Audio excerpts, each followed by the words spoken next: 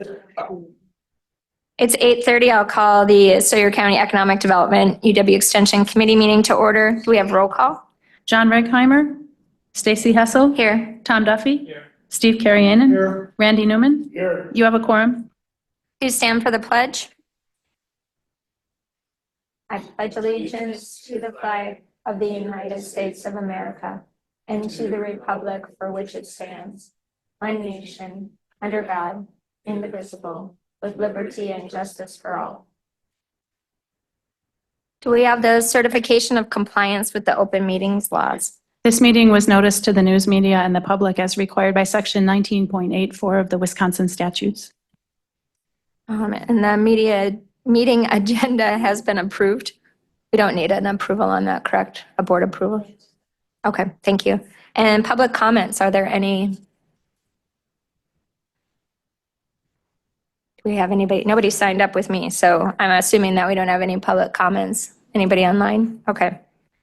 All right, number 7, consider approval of meeting minutes from the previous meeting. I will be approved them as presented. I'll second. Motion by Duffy, second by Carrianen. All in favor? Aye. Aye. Any opposed? All right, meeting approved. Sawyer County Fair. Anybody here from the fair?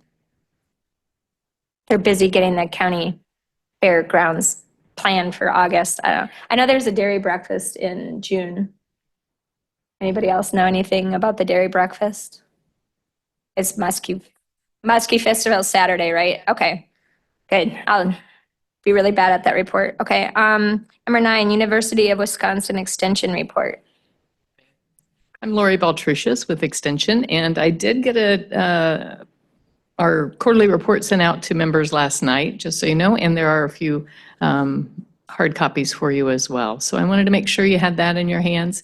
And Ariga and Donna are both here to report this month, because it's our month. And so I'm going to have Ariga do it. She has some other engagements to attend to, so she will report to you first. Good morning, everyone. I'm just trying to see what we have in the report. Okay, so I wanted to talk about some of the community surveys we've done with a colleague of mine, Carl Green. And a couple of years ago, we did a survey in Spider Lake. It was a community needs assessment survey. And this was initiated by the community. So we provide the unbiased process to those surveys. And Carl Green is a local government center colleague. He has done this around the state multiple times, so he's very knowledgeable about the process and kind of guides everybody, including myself, through this process. And the questionnaire is designed typically with the community and together with Carl, and we kind of run the survey. And this is about to know what are the strengths of the community, what are the weaknesses, where the community would like to be heading in future, kind of sets the stage where they're at.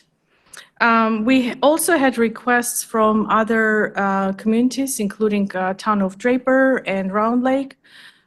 This process is typically, when it's initiated by the community, they reach out to us, and then they need to show readiness. With Town of Draper, the process is almost halfway through. I will submit some kind of summary to what they have in their survey. We did not copy the survey questions from the Spider Lake because every community is different. We provide the customized process to what they would like to know about the community, and we design the questionnaire. Town of Draper is still in the process to complete their surveys, and I will provide a summary of where they're at, if there is any graphs or some tables we could include for more visual help for the community. In Town of Round Lake, they were willing to do a survey, but at this point, they're not ready as a community. So in short, we do provide those processes for local towns.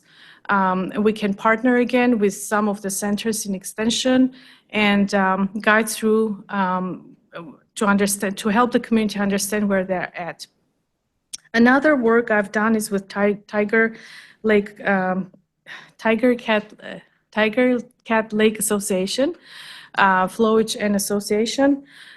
It was part of semi-strategic plan, figuring out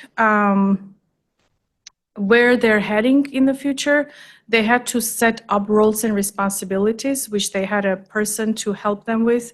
But there were parts of strategic plan that were included in this process, identification of their mission and vision statements, and kind of we did like a directional data dump where, not where they would like to be, but what would be the perfect ideal role for that organization. So it was like a data dump and brainstorming exercise for them to figure out what the association is capable of doing down the road in future.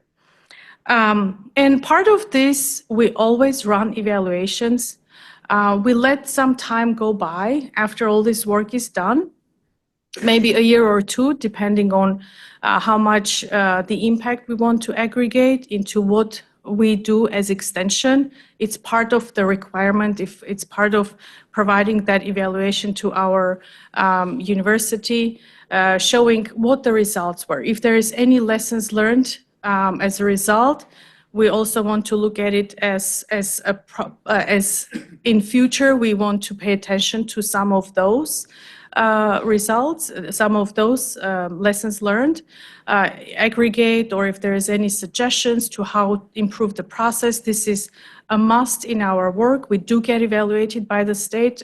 We have to provide evaluation for our work.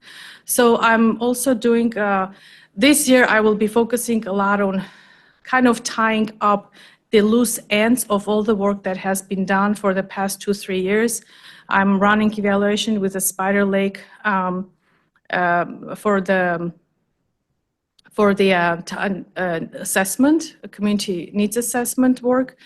We already have 2 years that passed, so we would like to know what impact is there any short, medium, or long-term impacts that already have been have been showing as part of the results. We want to know that. And I'm running also for the housing study, and I did email you as a committee because it's important that I only have 2 responses at the moment. I would like the committee to actively take the survey. It's just very simple, something very, maybe 2 minutes of your time, but will show, was the survey impactful for your organization and for the county? And if there is any suggestions to how improve the process, what results you would like to see down the road, or how you would like to see the document, the survey is completely confidential. So I would love to have that evaluation from you, and then the House, the LCO, and Surrey County Corporation. Those 2 organizations and 2 entities were the one that requested the survey. So I will be running other surveys for those organizations that have done strategic plan, where they're at. Was this actually implemented? Was the strategic plan helpful? We want to know all those results. So this year I will be focusing a lot on tying those loose ends and showing the results of my work for the past 2-3 years, and I will be happy to share with you. So I think this is where I'm at, if you guys have any questions, but this is just about the local work that I wanted to share, and there is much more. I'm just grouping them together so I don't have to have different pieces of information for you. So if you have questions, I'm happy to answer. Anybody have any questions? As far as the community needs assessment, et cetera, I've seen a number of surveys lately. I see Tamarack Health did one, a community health assessment. And I know Indian Head Community Action Agency is updating their needs assessment for the counties they serve. And I'm just wondering, do you look at these other surveys that touch Sawyer County and compare what they're doing with what you're doing and the results you're getting? That's correct. So for the work that, for example, as extension person, I would like to identify what the needs are in the community. I look at the comprehensive plan, those plans that are already in place. For Spider Lake and other townships that run surveys, it's specific for that township. It includes the silent sports, the automobile, what are their, how they would like to address some of their, let's say, easements or, I don't know, some of that logistical aspects of pertinent to that town. And how they can address those if there are any needs related to that. But for sure, if there is any economic involvement in what resources we have, for example, if there is any entity in place already or the health assessment plan, we always aggregate in our work. Let's say if it's a grant application, that's very much required. Pretty much, they provide all the data and statistics. Okay, Thank you. and as far as the study's impact on our organization, I guess I haven't seen the results of that yet. Where is that? You mean the Spider Lake? No, the one you referenced in the email to us. Oh, the housing profile. Yes, there is. I can share it with you. I can share it with the board, and I'm happy it's out there. Anywhere on the website we have it, on the county's website. Not that I've seen. I think that was with the Sawyer County Economic Development. Is that correct, Adam? Do you guys have that? Yeah. Online. Okay. But if you could share it, because a lot of from when we did that, some of the committee members here are new. So that would be great if you wouldn't mind sharing it with the whole group. Yep, thank you. Thank you for pointing out. Anybody else have any questions?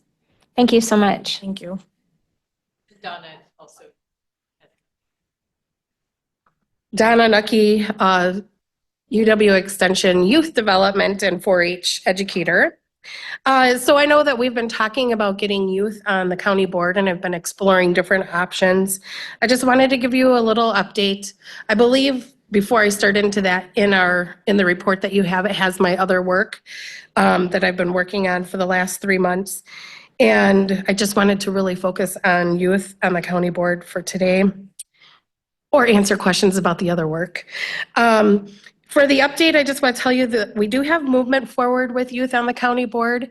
I've been exploring with other counties that have that program, what their programs look like, because each county has different needs and different ways that they offer that to the youth for Youth Voice on county boards. I've been working with my regional planning manager as well, who has large experience with that and implementing this program here for Sawyer County. There's still discussion that's needed to be done with collaboration with a county administrator. And I know that we have interim people right now, but maybe we want to wait and talk with the newly hired, soon, hopefully, county administrator, and seeing what that would look like, because it is a collaboration effort. A lot of times the extension people will help facilitate, so like we will help with the recruitment of the youth and get the program going and guide it through the process. But of course, it's a collaboration between the county board, the county administrator, and the extension educator. So we still need to talk about kind of roles and responsibilities, what the program would look like for our county.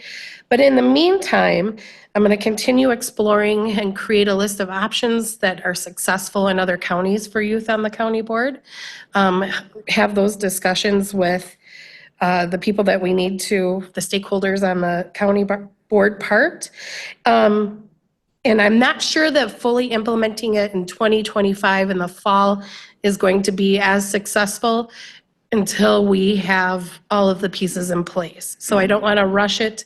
I do think that a full implementation of Youth on the County Board in fall of 2026 would be more ideal and more successful, so that we have time to explore the options and create a successful implementation plan.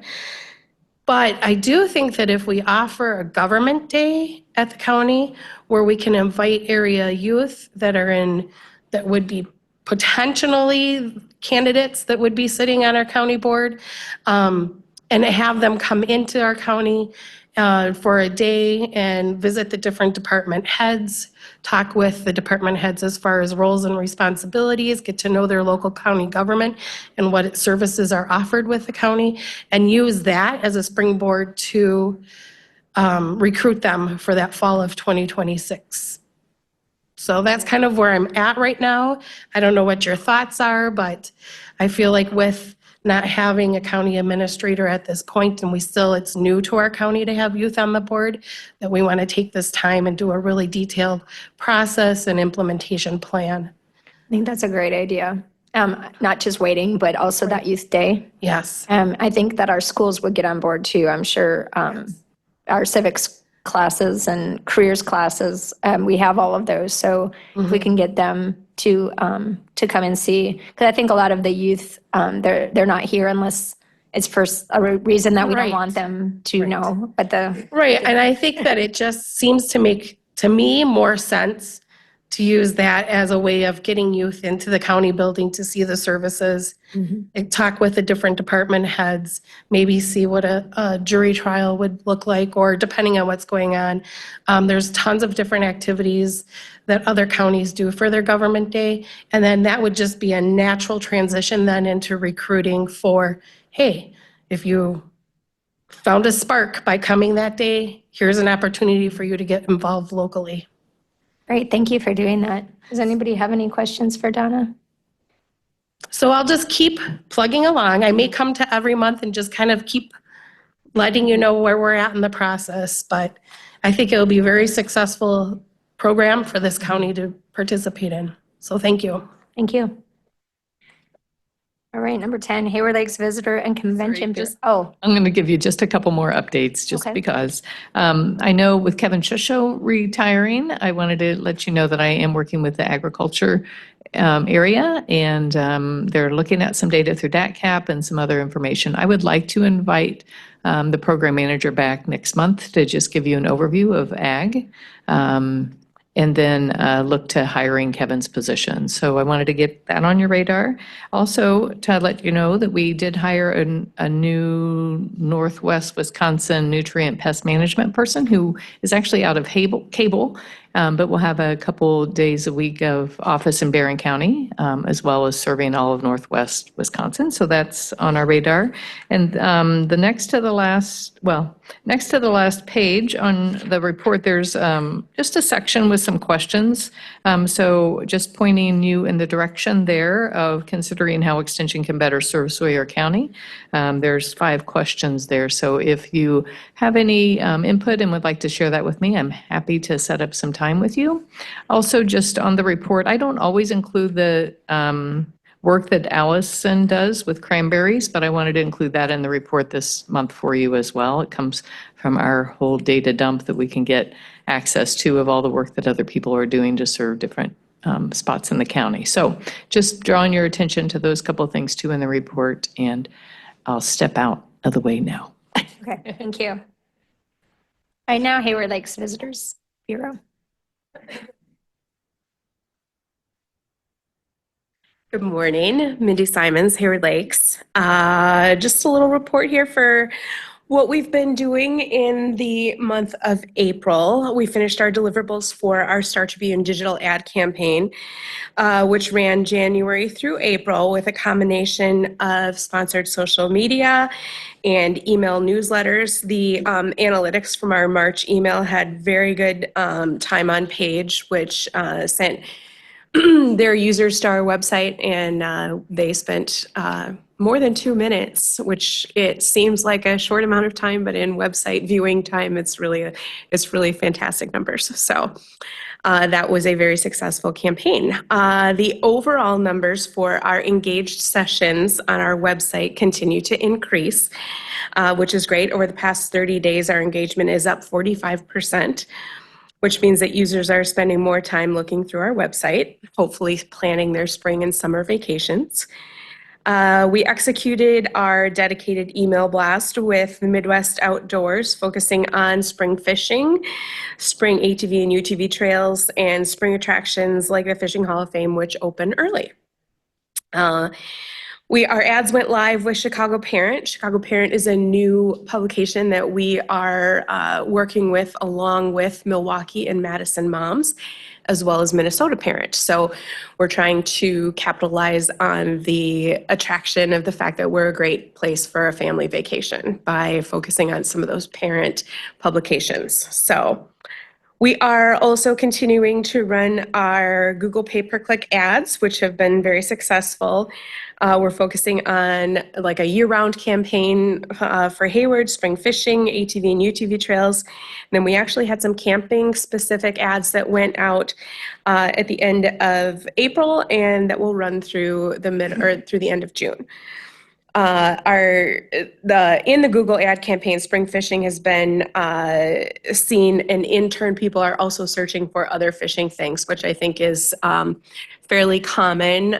We are known for our fishing, and with the ice out being fairly on time and maybe a touch early, people are getting their plans made, as well as top keyword performances in our Google pay-per-click ads. ATV trails continue to be in the top spot, which is great. People are looking for riding opportunities, and we fortunately had our trails open early on May 1st, so that was great. Continuing on, our YouTube ads for spring in Hayward are currently running. Our video view rate is over 75%, so that means that of the people that were served the ad, 75% of them are watching it, which is a great return. And of those 75% of people that are watching it, 98%, they're viewing it 98% fully, so they're basically watching the entire video, which is fantastic rates for a view rate on YouTube. So we also have some camping specific Facebook ads running in April and May. And we have actually, the end of my report says looking ahead to May, we'll be launching our sponsored content, but our sponsored content with Milwaukee and Madison Moms is up and running. So there's a couple great articles there. So with that, I'll take any questions. Anybody have any questions? Good job. Thanks. Thanks. All right, Northwest Regional Planning Commission report. Sheldon is here live and in person. We're so excited. It's good to be here. Your schedules are like mine. I've got a 10 o'clock meeting either on the phone or virtually when I get back to the office. So I'll probably be back by 10 today. Sheldon Johnson with Northwest Regional Planning Commission. Great to be here again today. Wanted to give you an update, particularly on the broadband plan that I know Steve has sat on and represented Sawyer County over the last year and a half. The interim document, it's interim right now. It was submitted final by the end of the month of April. But I'll get to the point of it's why we're calling it an interim, because we did get a 6-month extension.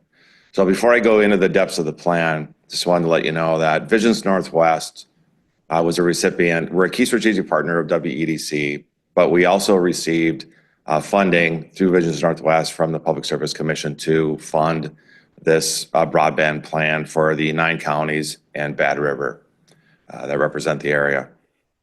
The planning processes started in about mid-early 2024 or 23 and concluded here just recently.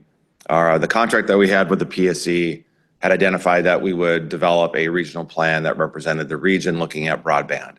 As most of you know or don't know, the Public Service Commission is a recipient of about $1 billion to put fiber in the ground and work with vendors across the state to put fiber in the ground and or satellite or cellular services in areas where broadband just doesn't make sense putting fiber because it's so expensive to go down a 5-mile road for one home. Really the goal of the broadband effort is to put fiber or really should say internet in every single home in Wisconsin across the country.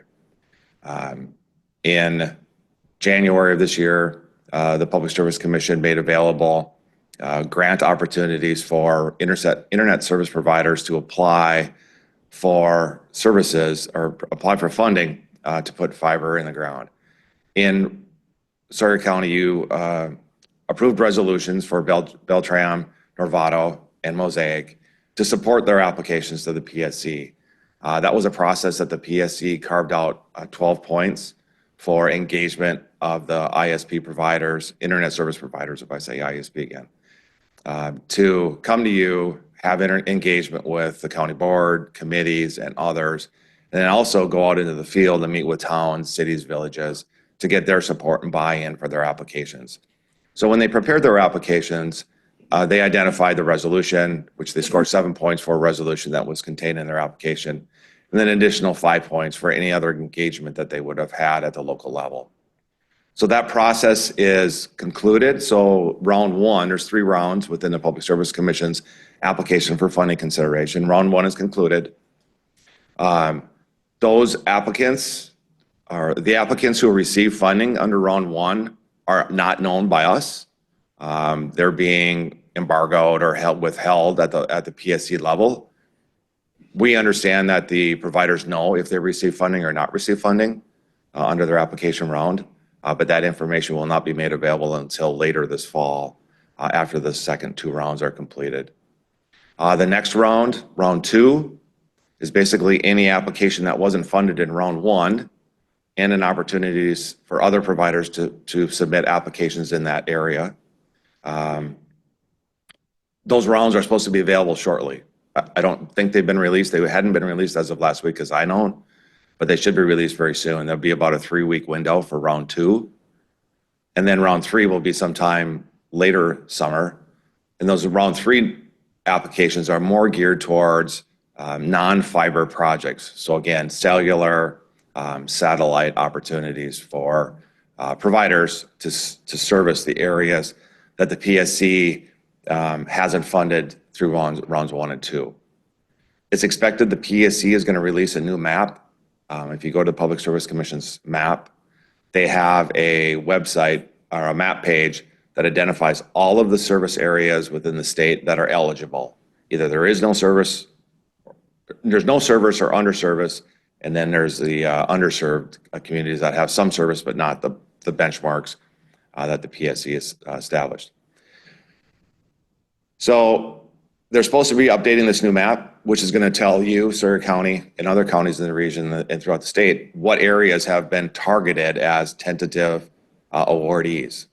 So while we won't know who it is, we might be able to get some glean from the maps saying, all right, well, this area of the county has received tentative funding for these locations, and they're no longer being considered eligible for rounds 2 and 3. We're waiting for that to get dropped by the PSC pretty soon. When we had our broadband meeting in April 17th, the PSC, we asked the PSC to come on board the meeting and just give us an update. They replied and said they were extremely busy trying to get everything wrapped up internally and then have the time to sit in and have some conversations with us, which was fine. So round 1's complete. Round 2 should be opening up very soon, if not already. And then we'll continue down the path. So before I get to some extraneous comments about the process, the broadband plan, I linked it to you. It's a little bit too big for me to carry around and give you all copies for it. There's a lot of attachments to the document in itself, but what it does do is gives you an idea of what comparisons are other counties, within the state doing, or at least within our region doing. I did want to note that the PSC dropped information about a month and a half ago saying there were 435 applications that were submitted across the state for like $3 million, I think the number. I think I said billion before. I don't think that's right, but like $3 million was asked for. We know that some counties, service providers made 3 applications, one for the east, one for the west, and one for all. So that 435 applications and the 3 million that was being requested versus the million. Let me get my numbers right here. Billion. Yeah, million didn't sound right. It is billion. So of the 3 billion that was requested, we figure that in our region, some of the other providers probably did the same thing, right? They put in multiple applications for a single county, smaller or maybe larger, depending on the funding availability and the cost effectiveness of those applications. So hopefully we'll know more in the coming weeks about what areas of the state and our counties receive funding based on the maps that they're going to be updating. So as of mid-April, after we had our meeting on April 17th, we had some follow-up conversations with the PSC to ask if we could extend our contract with the PSC for an additional 6 months. And the request was because we don't even know what's happening in round 2 and round 3. That would give us an opportunity to update the plan. That's why it's more of an interim right at the moment, as we submitted it at the end of April. But more so to make it that we could update it and provide additional details and information to our counties and include it within the plan. Extraneously, there's some things going on in Washington right now where within the NTIA, they're looking at that through the U.S. Department of Commerce, U.S. Department of Commerce, they're looking at trying to maybe tweak the core emphasis on broadband fiber in the ground to make it more distributed to satellite, cellular, and broadband equally. The current BEAD program is specifically targeted really heavy to fiber.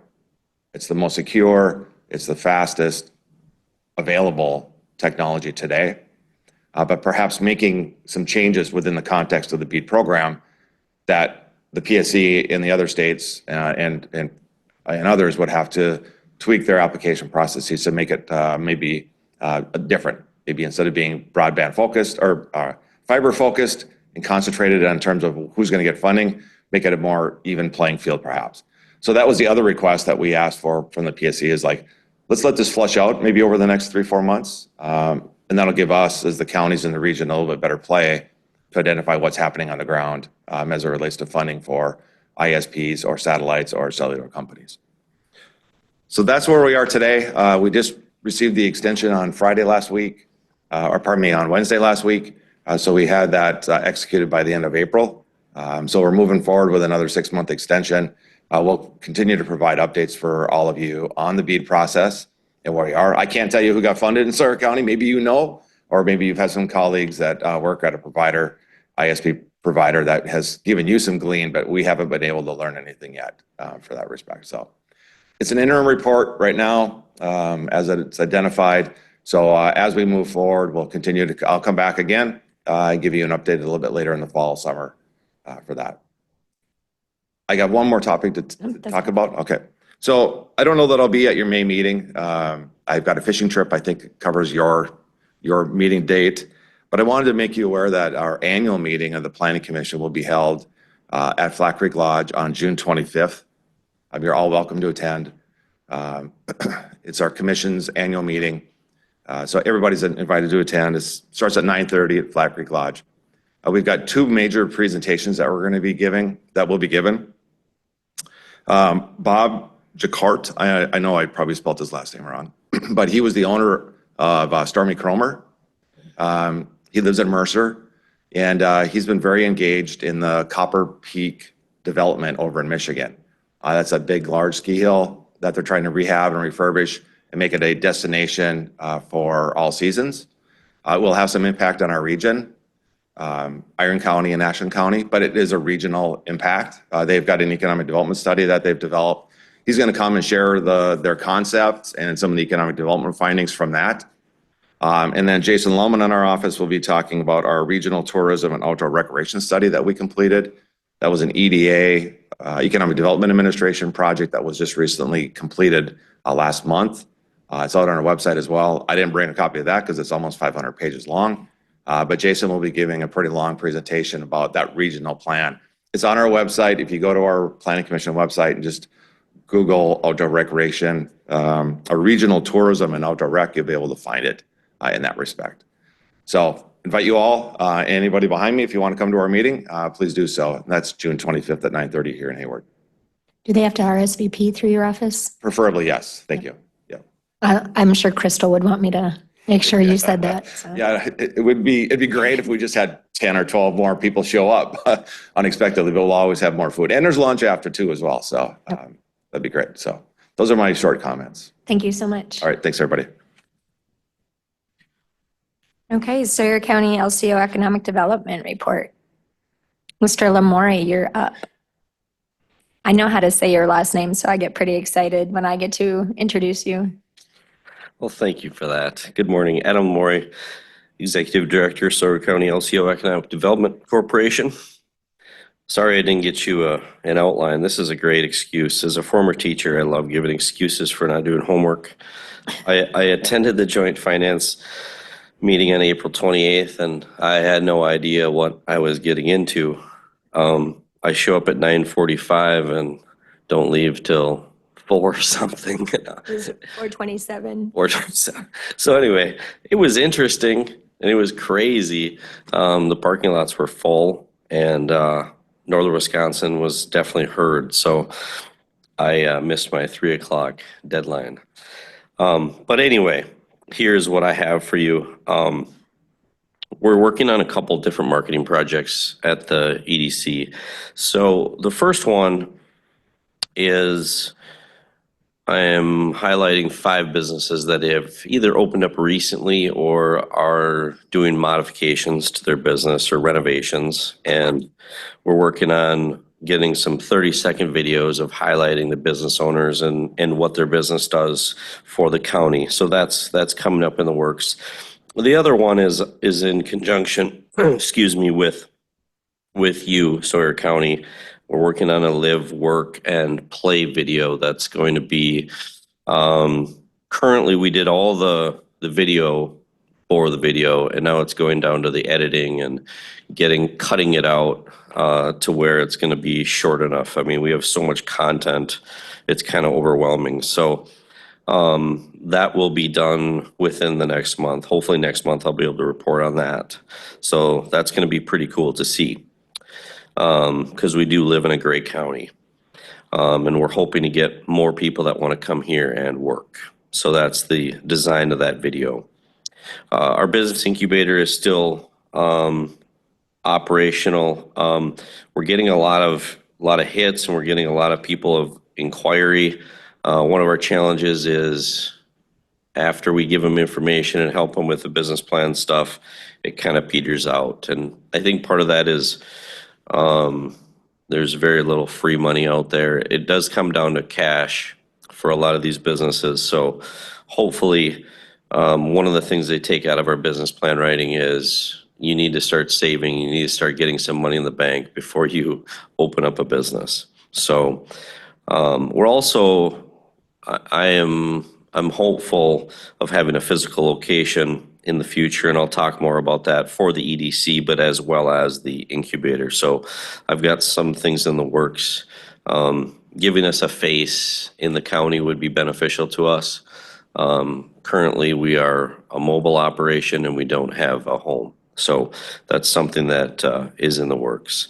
I'm also helping actually a couple businesses in Sawyer County with some consulting work, analyzing the finances, going through day-to-day operations, profitability, and I'm doing what I do best, giving my opinion. So that falls underneath my job here as well. And then lastly, I don't know how Sheldon missed this. This is why I'm here. The Lieutenant Governor's Small Business Academy is May 9th from 8 to 12 at Flat Creek. And you're invited to register for that and show up. The lineup is going to be great, covering a variety of topics for small businesses. And so Sawyer County LCO EDC, I'll be there presenting or on a panel answering some questions as well. So I think that's everything I have for you this month. Anyone have any questions? I Yes. do. Some new businesses in town, like the Walker Hotel and the Silver Star and the new exercise place out by the ranch. Are you involved with that at all?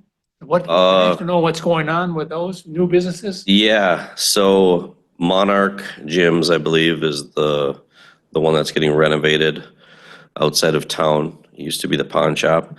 That's one of the businesses we're going to highlight. It's pretty interesting to see what the services they're going to be offering to Sawyer County. And there's a little bit of information on Facebook on all 3 of these businesses. And then the place on the corner on Main Street, Carson Kipfer's building. So there's a website. If you drive by, you can go to the website and it gives you information on the future plans of that that building. So they're disassembling it and they're going to use as much of the products as they can, not on site, but in other places. They didn't want to just tear it down, and they're going to utilize as much as they can and give it away. Whatever they don't use is going to go to restore. And then the building plans and the business plan for that site is on the website. So it's going to be kind of like a business community meeting center / questions. So it's, some of it's to be.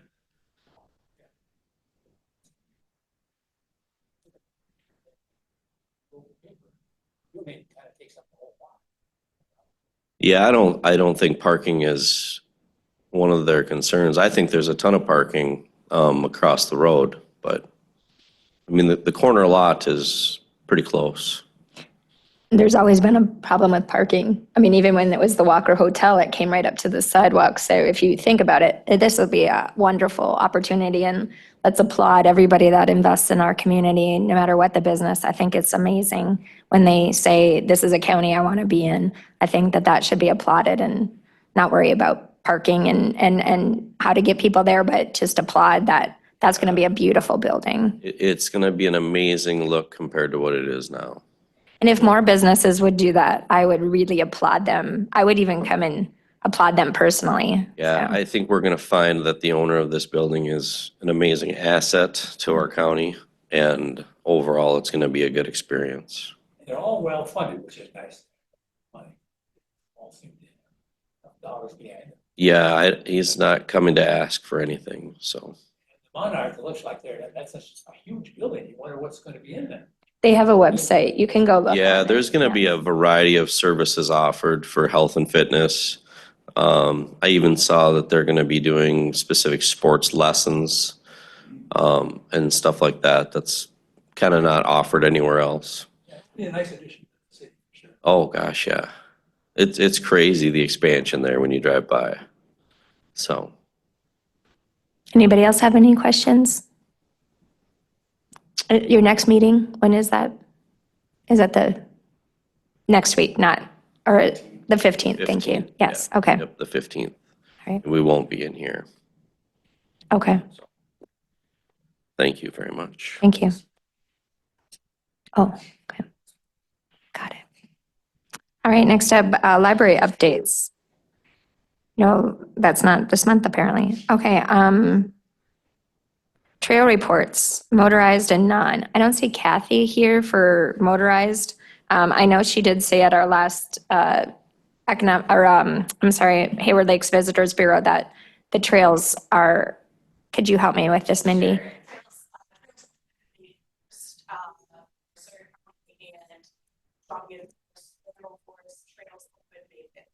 Yes, and they did do more signage. They're working quite well with the community on the roads being open, and it looks like it's going to be a great season. Okay. And then the non-motorized report, do you want me to read that, or do you want to read it? Oh, basically, it's kind of quiet. The Berkebiner registration is now open, and they now have 2,000 racers already signed up for next February's race.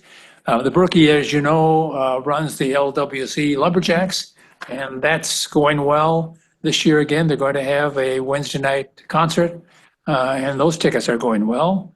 And in the meantime, then there's a couple bike races that are scheduled on the trail, and also running races on the hospital trail. And that kind of completes what the report is. Okay, and I'm gonna skip back to the motorized because I just saw Kathy gave a report. So the ATV trails open, as Mindy said, May 1st in Sawyer County. All are open other than the trails in the Flambeau River State Forest. And then she attended the first statewide Let's Ride Expo in Oshkosh. This large event was intended to be a celebration of motorized recreational sports and was put together by the Wisconsin ATV Association and assisted by many other major recreation groups. The Sunnyview Expo Center was filled with booths from tourism entities, law enforcement, supply vendors, etc.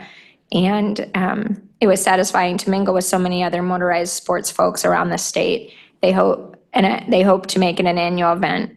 The ATV routes on county roads in Sawyer County are up for annual renewal at the May Public Works meeting. Not anticipating any issues as I'll start again. As law enforcement reports are agreeable, and that's what she has for this month, so. All right, moving on to broadband. I think Sheldon gave most of the broadband. Do we have any other report? I guess the only thing I would mention is we are still working with two of those from our ARPA funds. We've got $200,000 left to put out. It's been committed. We're very close to closing one of those. The other one we're still working on. Great, thank you for that update. Any board-appointed committee updates? Yep. Yes, they're number 17. Thank you. No, yep, we could move them up in, I've always asked for that because I feel bad that they have to sit here through the whole thing, but board appointed committee updates. Anybody have anything? All right, hearing none, Sawyer County Historical Society. You ready to give a report? You're set, yes, thank you.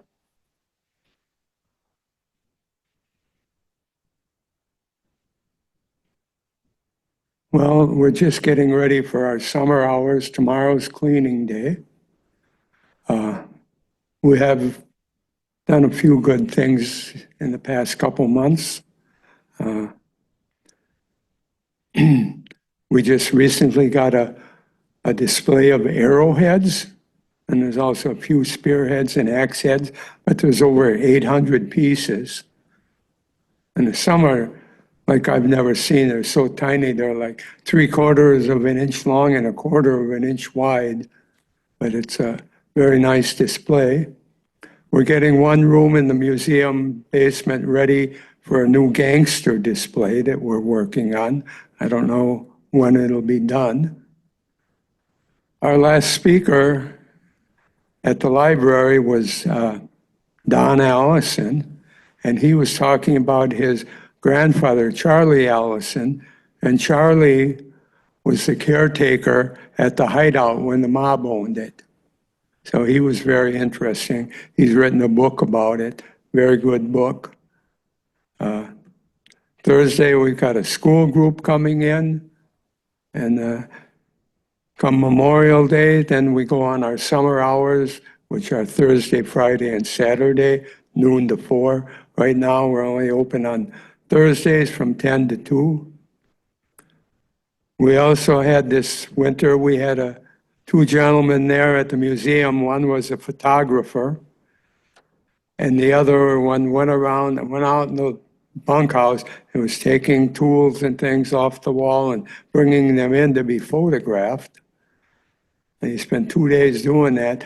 And as I understand it, they're making it into a kind of a wallpaper or something for this new building that's going up on Main Street. Mm-hmm. So it's something that's going in there.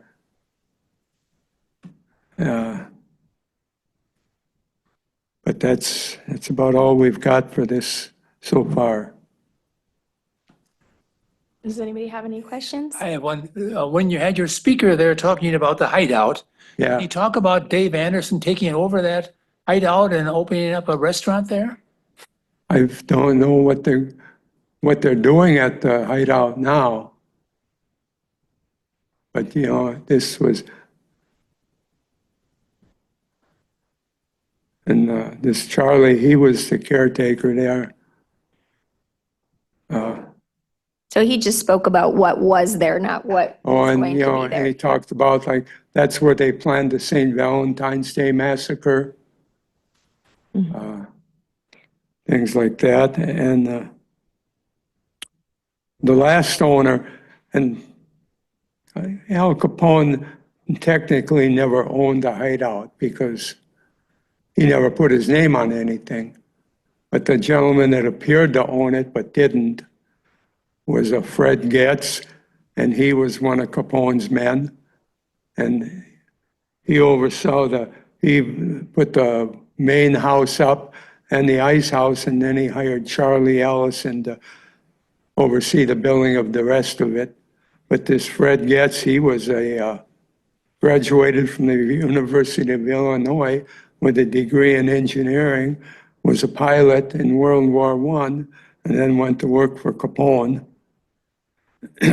When he got shot in the head with a blaster from a shotgun, the next person who actually had their name on the title was Edward O'Hare. He was one of Capone's lawyers. Easy Eddie, they called him. And he's the one who sent Capone to prison, gave him the information, including, on where to find records, and also let the feds know that Capone had fixed the jury, so they switched the jury. But and he must have thought that Capone didn't know or something, but a week before Capone got out of prison, he got a shotgun blast to the head. And they think he did this, turned Capone in, because he was trying to get his son, who was also Edward O'Hare, Edward Butch O'Hare, into the Naval Academy. And his son was kind of unmotivated, so his son did get into the Naval Academy.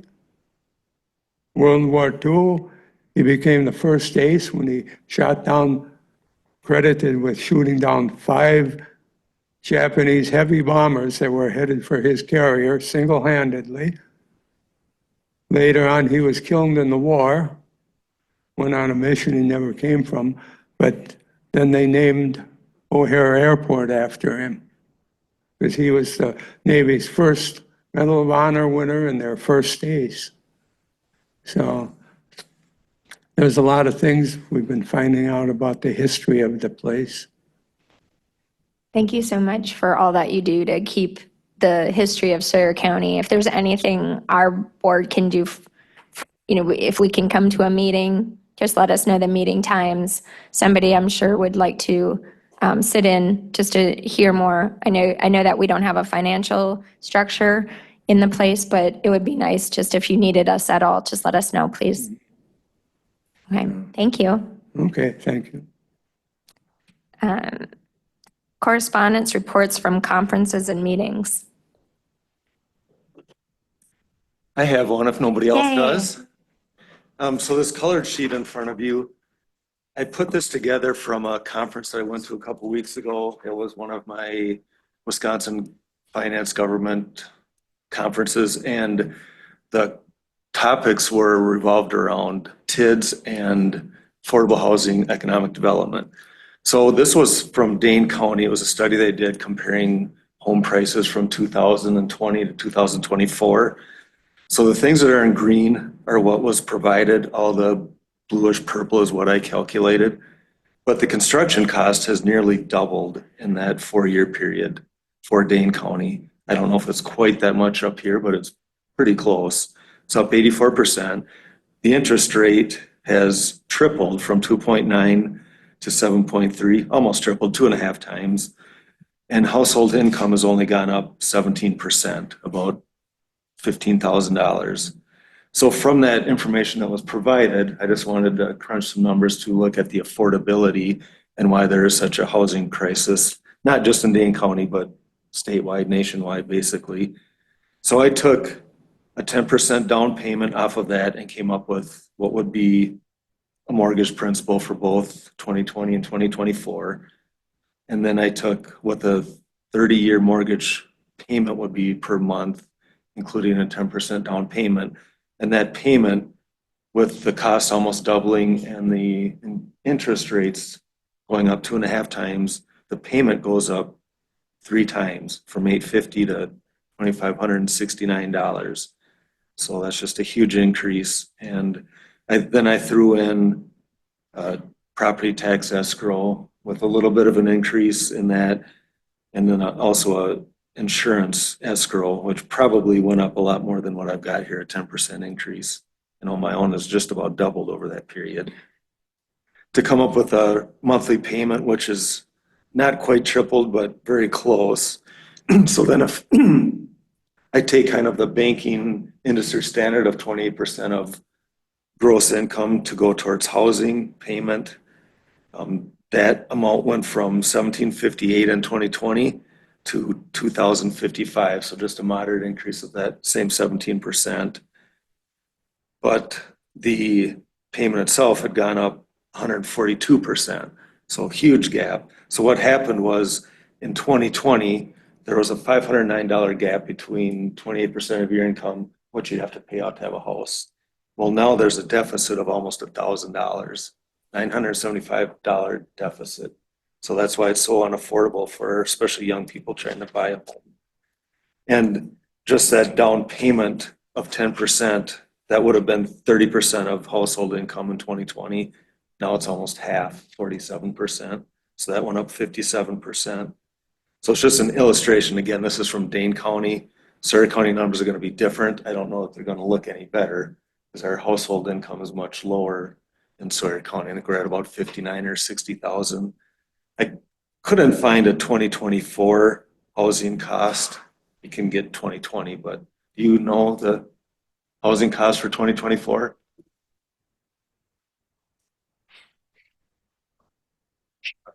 Not to put you on the spot, but I don't know the exact number for 2024, but in that housing study completed in 2023, I think it was, what was the average income was 46,000 per resident in Sawyer County. What was your question for 2024? The construction just cost? the construction cost. The construction cost. Well, I can tell you, talking to the contractors that are interested in coming into our county, obviously the construction cost is a big part of it. And they understand the demand, even with everything you've said, with the high interest rates, with the building costs going up, people still need a place to live, and the working families need a place to live. And so they identified single family homes are needed. But their goal, speaking of the conference you were at, they want to look at ways to minimize their risk. So they're looking at the TIF idea, and they're willing to roll the dice with their risks being minimized. And so that's a big part of getting the negotiations between the county, city, and these contractors to come in. And then the question is, based on everything you just said, how much can they afford? You know, at what price can they afford, and how far are people going to extend? Because the fact is, you can't find a place to rent if you have kids, if you have a pet, and if you want to live in northern Wisconsin with a boat and all the other stuff that comes with living here. That's why you live here. It's like, well, how much would they pay? And, you know, looking at all the numbers and extending people, I think it has to be under 400,000. And I know that sounds like a big number, but we do have 2 people working almost hours. So they wouldn't have any discretionary money. And if times were tough, they would probably lose those. But there's a lineup of people that have decent jobs that don't have a decent place to buy. And so I'm trying to convince them that $350 price point range in a split level single family home is going to sell. And I know it would sell. In fact, I look at the market all the time. I can tell you a 2-bedroom, 2-bath on a slab is for sale. They're for sale for $325. Like, that's the price. So I just think that the demand is so high here that even with all these financial implications, people would still be buying these houses if they were available. We just don't have developments that are available. And so I have a piece of property someone's going to look at. It's been a slow process. I hope they're going to come this week. They said last week. But at the end of the day, I asked for a proposal from them. And that proposal is just simply, what do you need to make it happen? And then we'll find out if the county or the city are able to help in any manner. And I'm not talking about free money, but we're just talking about trying to reduce the risk for a contractor outside of our county. The Builders Association is so busy, they don't have any time or resources to do these types of builds. for the most part. There's a few projects going up around town. But I'm just talking for a bigger company to come in and put some stuff up fast. So those are definitely challenges. They're definitely there. But if you talk to the hospital, if you talk to LP and Arkland and the school district, we lose people to this county because there's not a place to live. 100%. And that piggybacks right into daycare. So childcare is our next thing on that list, and I have zero solutions for that. But that is another major problem, is where are your kids going to go? Thankfully, the school district has helped a ton in the after-school program, and that is a blessing, because that is another, and these aren't just Sawyer County, all right? This is the state of Wisconsin. So I'm just hoping, you guys, when we do come back, I do bring a proposal that we at least look at it in a way that says, all right, is there anything that we can do? And we're not going to give away the farm, but what can we do to work with some of these contractors? Because we're in a tough spot. So. Is it, and also making it available to our local contractors, like what would be the incentive and how to them Yeah, to, not but- just somebody coming in from the outside? 100%. Okay. But the thing with these contractors coming in, and you're right, any local contractor could come and ask for the same thing, but we're talking about different types of builds. You know, when you're remodeling on a lake and building on a lake and putting these bigger houses in for, you know, the people that don't work here, I think that's where our majority of our builders associations and all our contractors locally are working. But you're right.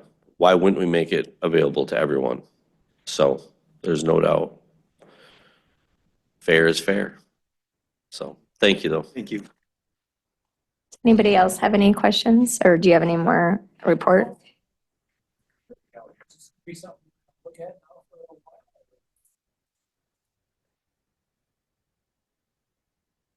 It's just an immediate precaution. Just for one day, or is it gonna be, just kind of a judgment mess? I'm just curious, so you. Oh, we can talk about that maybe at administration on Thursday if we have to. Because it's not on the agenda, so I don't want to messy the meeting. John might not let me do these anymore, which wouldn't be bad, but. So, all right, so we're at 19, future agenda items. Anybody have anything they want discussed at on the future agenda items, can we move up the Historical Society to come closer in the, so it's not so far down in the lineup? If I could request that, that would be great. Anybody else have any agenda items they'd like to? No? All right, motion to adjourn. Motion by Duffy, second by Newman, all in favor? Aye, we are adjourned. How is it?